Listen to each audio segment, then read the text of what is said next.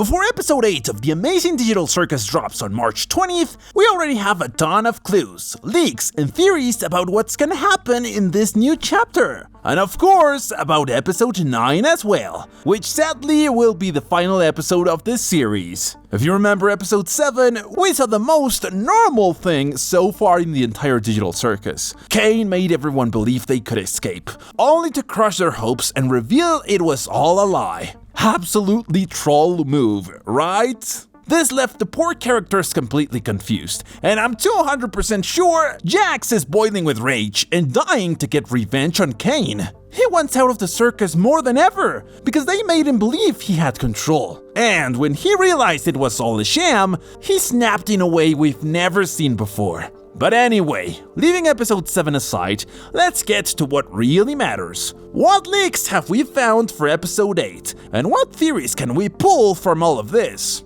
To understand what's coming next, we need to go back and review what we've already seen in the series, and which places are still left unexplored. In episode 1, the pilot, we saw the big tent for the first time, and Kane showed us all of the corners of the Digital Circus, the outside area, the digital lake on the left, the amusement park, and of course, the void. We've already visited many locations, but the amusement park and the void are still untouched. So, it's very likely that the next episodes will take place there. I personally think episode 8 will happen in the amusement park. Why? Because the creator of the series mentioned in a recent post that this episode would be fun, while episode 9 would be long and epic. That tells me episode 8 is gonna be action, mystery, and pure chaos, and the amusement park is the perfect setting for Kane's insane adventures.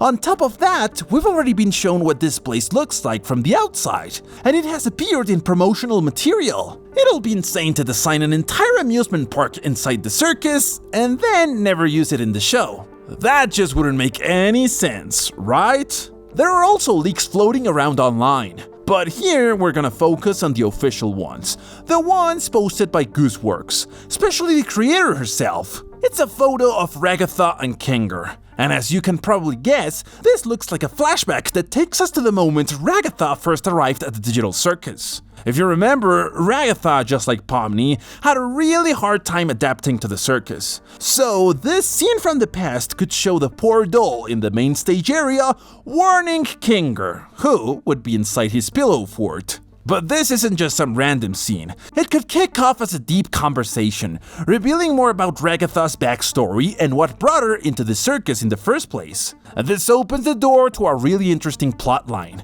because by going into the past, we'll get to see characters who are now abstracted, like Ribbit or even Kaufmo himself. We might also finally find out whether Jax actually got along with them back then, or if all three of them were just as unbearable as he is now. That would be pure cinema. Now, Ribbit appearing in this episode might sound like just a theory at first, but it's actually almost 100% confirmed. Ribbit does have a voice actress assigned, and we already saw her briefly in episode 7. The subtitles give us clues that make total sense.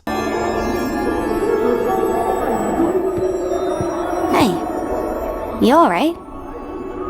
And if that wasn't enough, we've already seen short clips where the actress performs Ribbit's voice. So I'm completely sure we're gonna see her properly in this episode. And because of that, we should also see Kaufmo, who abstracted after her. Another mysterious character we still haven't really seen in depth in the series. So for episode 8, we've got the appearance of abstracted characters, a flashback of Ragatha arriving at the circus, and all of this happening inside an amusement park. The perfect setup for episode 8.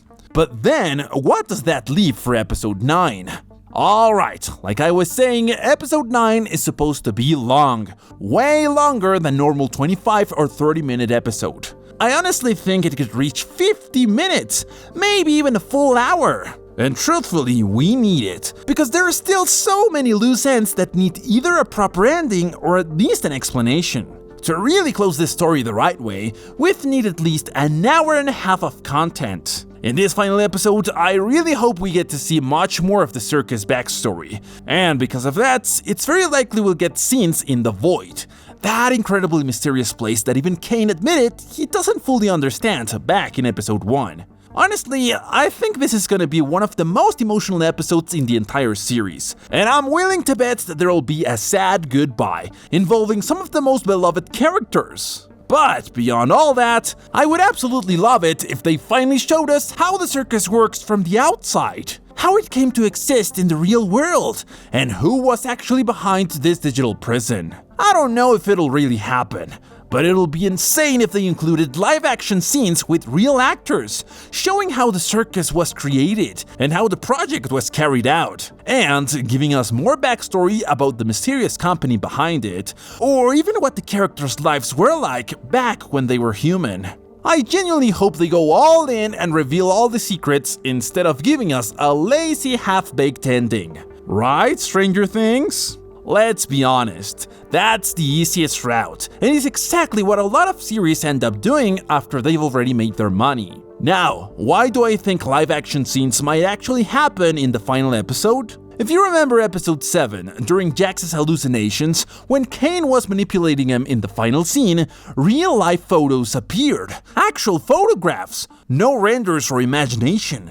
Just real images. Fans wasted no time tracking down those locations, identifying them, and some even went there in person. And that's when things absolutely spiraled out of control. After that, the creator Gooseworks had to step in and clearly state that this behavior wasn't okay, telling people not to visit those places or vandalize them, because real people lived there. But the most important part was what she said next. She clarified that the location where the digital circus takes place does not belong to the same state as the photos that appeared. And that's huge, because with a single message, she's basically telling us that the circus does have a real-world location. It's just not that one. And to me, that's extremely suspicious. That's why I think it's very possible that in the final episode, everything will be revealed, and that we might even see real footage explaining how the digital circus was born, and how both worlds are connected. Honestly, that'll be the perfect ending. Super epic. And that's not all. I also believe that in this final episode, we're gonna witness Kane's completely downfall. Because, if you think about it, episode after episode he's becoming more unstable, more erratic, and more broken. We already saw it at the end of episode 6, and it became even clearer at the end of episode 7. On top of that, the circus characters hate him more and more with every episode. He forces them to do things they don't want to do, manipulates them emotionally, and then mocks it all like it's some kind of joke. We saw it in episode 3, and we saw it again in episode 7. Honestly, everything points to Kane meeting a bad end. I don't see a happy or beautiful ending for him, not even in his wildest dreams. And to be fair, he doesn't really deserve one.